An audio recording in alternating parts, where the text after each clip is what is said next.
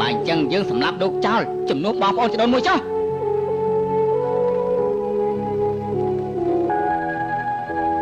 បើលោកមិនបញ្ចប់ជីវិតខ្លួនឯងចាំយើងជួយ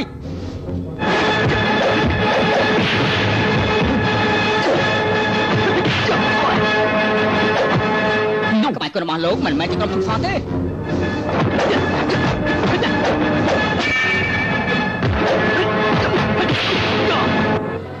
យើងគ្រាន់តែជាលោកសាំងសម័យម្នាក់ដែលបានគ្រប់ទីកន្លែងប៉ុណ្ណោះសូម្បីតែឯងក៏ចង់សម្លាប់យើងដែរ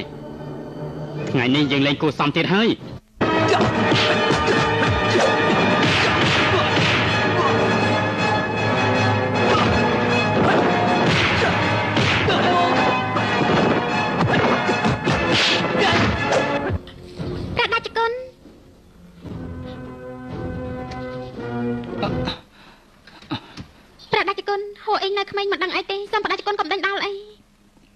អ្នកមោតាស័ក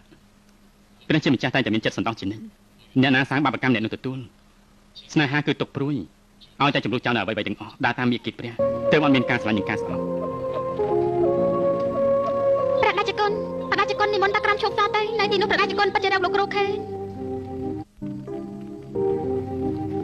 នេះនឹងជាមនុស្សដូចគ្នាគ្មានគំនុំអីជាមួយគ្នាទេទឹកដីមានម្ចាស់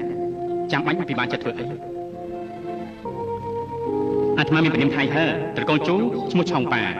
ជាអ្នកនៅស្រុកហើបៃល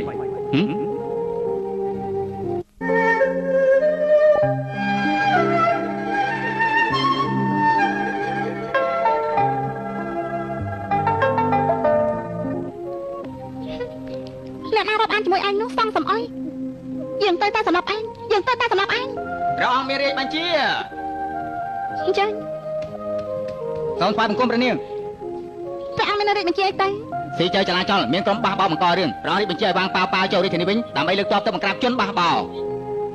ស្ដាយណាស់មនុស្សពីរនាក់ដែរចង់រកនោះអត់មានន័យទេមិនបាច់គ្រាយើងទេ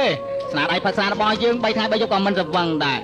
មីសៀបលបានខ្លាំងណាស់ទៅរកកន្លែងមេតបវាងឃើញណាអ្នកដែលព្រះអង្គចង់រកគឺពួកឯងទាំងពីរគេតោះឲ្យនឹងយើងទៅព្រះអង្គមានរាជបញ្ជាឲ្យមកជើមើល